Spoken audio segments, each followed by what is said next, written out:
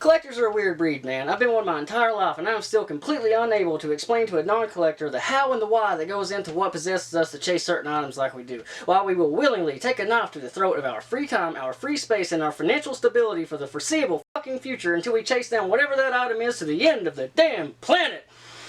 But seriously, man, collecting is a hoot. I really do recommend it and love it. And that's no joke. I've been collecting shit as far back as I can remember, from Pokemon cards to actual literal fucking rocks for whatever reason, but nothing has ever topped my passion for collecting retro video games and just vintage retro stuff in general. Now, there is not a product or item in existence that doesn't already run a significant chance of ending up behind glass in some random collector's display case out there, but if you're like me and you're a retro game collector, then you already know all too well that there is a company out there that has mastered the ability to brand itself to us, and it makes our collector nipples harder than Dark Souls.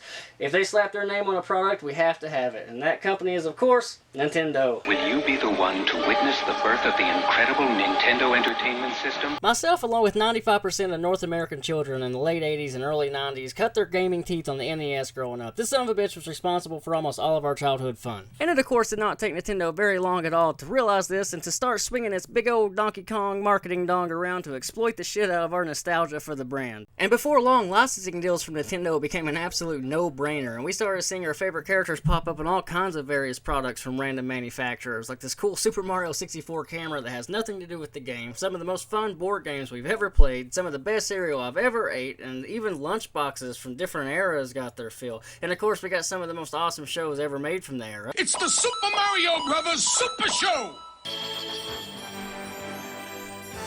Now, there's a shit ton and a half of other products just like these out there, ones that had Nintendo's name slabbed on them to sell a product, but one that gave me one hell of a collection infection growing up would be these awesome little Nintendo stand with wheels. These stands are just the coolest little bastards that ever was. The first time I'd ever seen one in person was at an elementary school birthday party. My friend wheeled his Super Nintendo out on top of one, hooked it up, and it blew my damn mind. Now, I didn't realize it at the time, but these stands were actually manufactured in the late 80s, and they really show that, man. They just have the perfect vintage Nintendo look to them, and these things are hyper rare. I couldn't even hardly find any pictures of the damn things, and even at the time as a young kid I couldn't quite figure out why I wanted one so bad. It was like some kind of collecting higher power was forcing me to be just driven to find one of these bastards. I am the collecting fairy, and you, Mr. Byrd, will never be happy until you own one of those stands. Boop!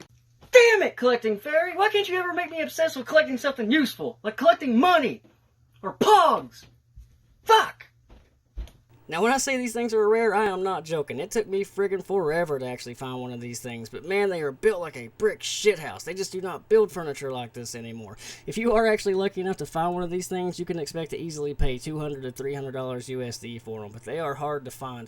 But when I finally did track mine down, I was happy to close the book on that hunt forever. Until several years later, I was kicking back enjoying my favorite YouTuber, and this happened. Following the video game crash of 1983 and 84, Nintendo and Sega would rise from the ashes. Once again, That one's got a fucking door on it, man! Yep, to my absolute pissed off total surprise, there existed another stand. One with a damn door on it, man. Mine didn't have a door, so I had to have it. The hunt was on. I was gonna have to get this stand too. So after I realized there was another stand out there that I had to track down, one with a door on it, I decided to actually try to learn a little bit about these things. Learn about where they were manufactured or anything I could, because the more people I asked about it, the more I realized not many people even knew what the hell I was talking about, let alone had they even seen one of them or realized that there was more than one design. So it was actually kind of wild to learn just how obscure these things actually were. They were pretty damn rare, man.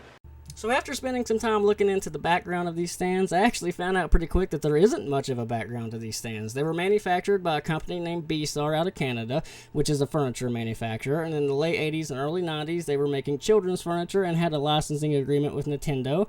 They made 3 different sizes of these stands: a large one you could put a TV on, the medium-sized one with the door, and the smaller one like I showed you earlier. Customers could position the stickers however they wanted. But that's really about it. Nothing else in their history has anything to do with Nintendo, and it's actually kind of hard to even find record of where these things were even sold here in America.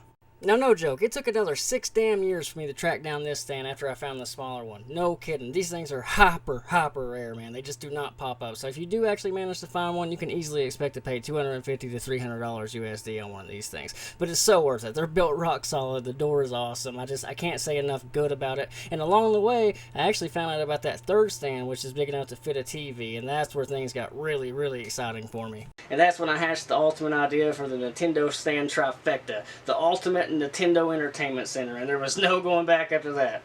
Now this larger stand is truly one of the most awesome, sexy things I've ever seen in person. It screams vintage Nintendo in every way, and unfortunately one of the only things in my collection I was totally unable to source locally. I tried and tried for years, but it just didn't happen. But I was happy to get it from a friend of mine in Canada, and everything worked out in the end. Just by looking at it, you can see that people had their own customization options when they were putting these things together. In my case, they left out, for whatever reason, the red rods that go in the 4 holes in the bottom, and you're able to actually move the shells around if you want to, and there's a door which I keep my Nintendo 64 controllers in. I added a little magnet here to keep my door closed because it has some trouble in shipping. But overall, it's as beautiful and badass of an item as I could have ever hoped for my collection, and I'm thrilled to have it. And let me stress, this thing is rare, man. Freaking wicked rare. It's the kind of thing that you can't just hop online and buy. Like, they don't pop up hardly ever. So if you do ever see one, you can easily expect to pay anywhere from $400 to $600 USD, if you're lucky, if you even have the chance to buy one. Now, of course, there was nothing really for me to build here for this display. This one was just straight up a broke collector being persistent on some rare items for several years, and man, am I happy I did it. The moment I learned about that third stand, the fact that it was big enough to house a TV, this very image popped into my mind, putting them all together and making the most vintage, badass, original Nintendo Entertainment Center display ever. So hands down, the coolest part about having the Nintendo Stand threesome is being able to put all the original Nintendo systems on the bastard. So check this out. I got the Super Nintendo on this side, NES on this side, and the N64 in the middle. And with a single click of a switch, boom, Super Nintendo. Back to 64, over to NES. That is the freaking childhood dream, man.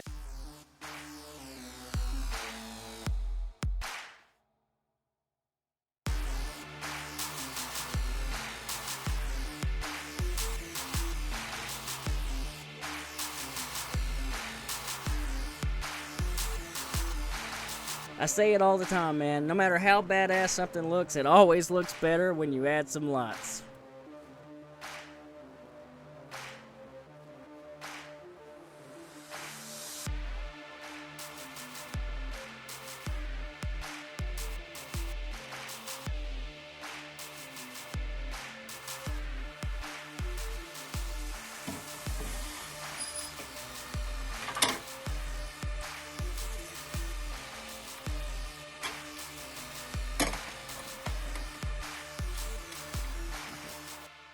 As amazing as it is to actually see all 3 of these stands together in one place, that's not what is important. The only important thing to me is that I end up cross-legged on the floor at the end of the day playing a game I love. That's what matters. Thanks for watching, guys. I really hope you liked the video. Please like and subscribe if you did. I'm putting a lot of love into these. It is my absolute dream to become a YouTuber, and I'm working really hard towards it when I can. Don't forget to remember how awesome you guys are, and I will see you in the next one.